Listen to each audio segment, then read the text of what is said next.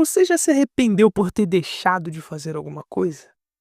Bom, com certeza você já deixou de fazer alguma coisa ou de falar algo e depois se arrependeu. Isso é mais comum do que parece.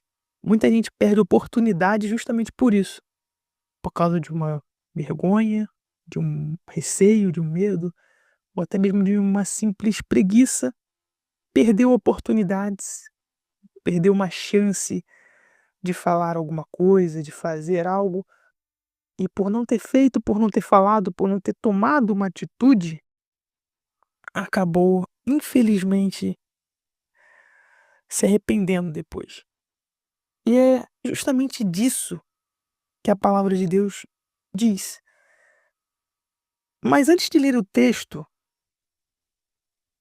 você, que principalmente é cristão, provavelmente você já pensou em evangelizar alguém, já veio na tua cabeça assim: fala com aquela pessoa, né? Você vê uma pessoa no ônibus, seja onde for, e veio aquele pensamento: fala com ela.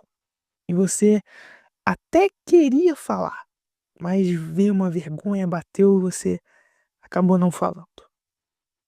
Isso já me aconteceu algumas vezes, e depois a gente fica, poxa, fica se cobrando, né? E fica triste, porque a gente devia ter falado com aquela pessoa. Poxa, a gente não falou.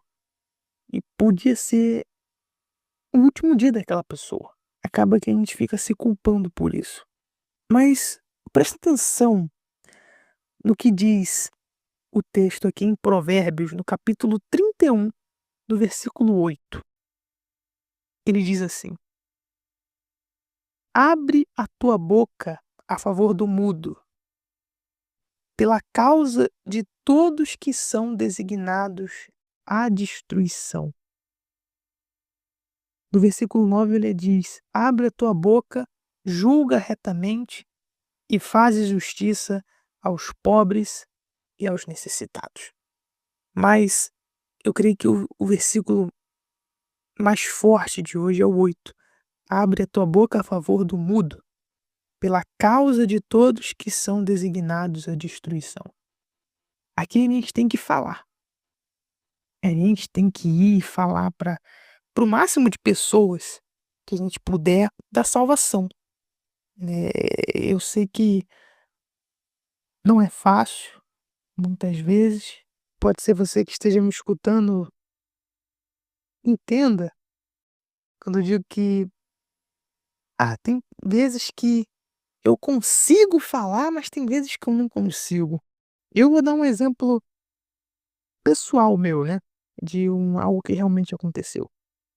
Geralmente eu saio para evangelizar nas terças-feiras, quando eu consigo, sexta-feira, e na evangelização eu não sinto vergonha, muitas vezes. Eu consigo ir lá e falo com as pessoas, eu dou uma palavra, tal. Mas aí, por exemplo, num ônibus, já me aconteceu de estar lá num ônibus e vem no pensamento, na cabeça: "Fala com aquele rapaz, fala com aquela pessoa", e eu queria falar, eu queria muito falar com a pessoa, mas parecia que havia uma vergonha tão grande que eu não conseguia, parecia que tinha algo tampando a minha boca, eu não conseguia falar. Acontecia que eu tentando relutar ali comigo pra falar, e falava, não falava, e acabava que a pessoa ia embora ou eu tinha que descer no ponto e passar. Fato é que a gente tem que se cobrar. Sim, a gente tem que se cobrar, a gente tem que falar, a gente não pode ter vergonha, mas tipo, poxa, vai ter vergonha de Jesus? A gente deveria ter vergonha de Jesus se Jesus fosse falso, se a palavra de Deus fosse falsa, aí teria sentido ter vergonha. Mas a gente sabe que não é. Eu posso dizer por mim. Em outra oportunidade, eu vou contar o meu testemunho de vida para vocês e como foi a minha verdadeira conversão, mas hoje não é o caso. E eu digo, essa palavra é verdadeira, sim.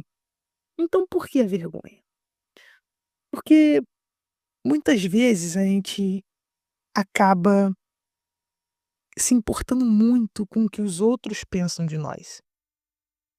E isso é universal, né. Eu creio que não tem uma pessoa que, pelo menos uma vez na vida, não ficou envergonhada, né. Vergonha é algo universal, infelizmente. Mas a gente tem que lutar contra isso. E a gente tem que se cobrar por não ter falado com uma pessoa, e não somente no mundo cristão para evangelizar alguém, mas em tudo na vida. Tem gente que perde oportunidade de trabalho, de um emprego melhor, porque não teve coragem de chegar numa pessoa e falar, de oferecer serviço, não teve coragem de falar com certas pessoas. Perde relacionamento porque não tem coragem de chegar na pessoa. Então a gente tem que lutar contra isso. A gente tem que se cobrar, mas não se culpar. Porque a gente se cobra e tá certo, tem que se cobrar mesmo.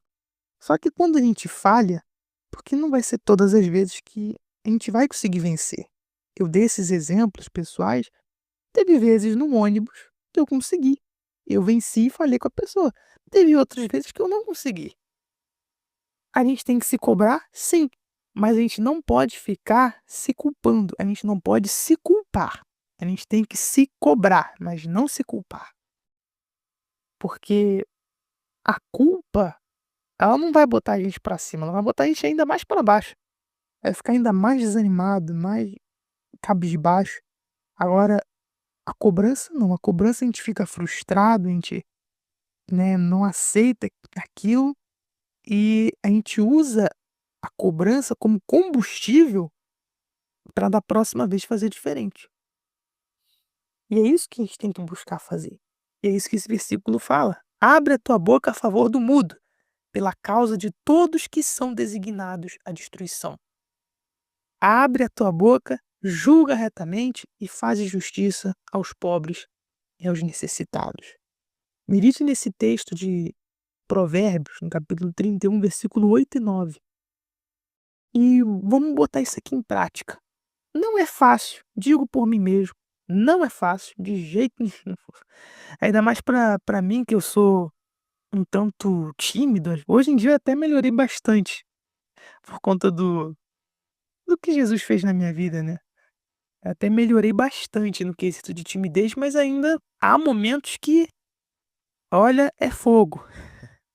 Mas a gente tem que lutar contra isso, a gente não pode aceitar. E por mais que falhe, a gente tem que ir continuar lutando. Eu cheguei até a falar pra uma pessoa que provavelmente eu vou lutar contra a timidez até o fim da minha vida, mas uma hora eu vou vencer. E como eu falei, tem vezes que eu consigo, tem vezes que eu não consigo, mas não é porque eu falhei uma vez que eu vou falhar na próxima, eu vou lutar pra acertar e geralmente a gente acerta da próxima vez. E mesmo que depois acabe falhando de novo, vai lá e bora, segue em frente, porque pode ser difícil, mas não é impossível. Então essa é a luta e, bom, a gente tem que falar de Jesus, né? Tem que falar da salvação, ainda mais agora nesses últimos dias, porque o fim tá se aproximando e isso tá bem na cara mesmo, né.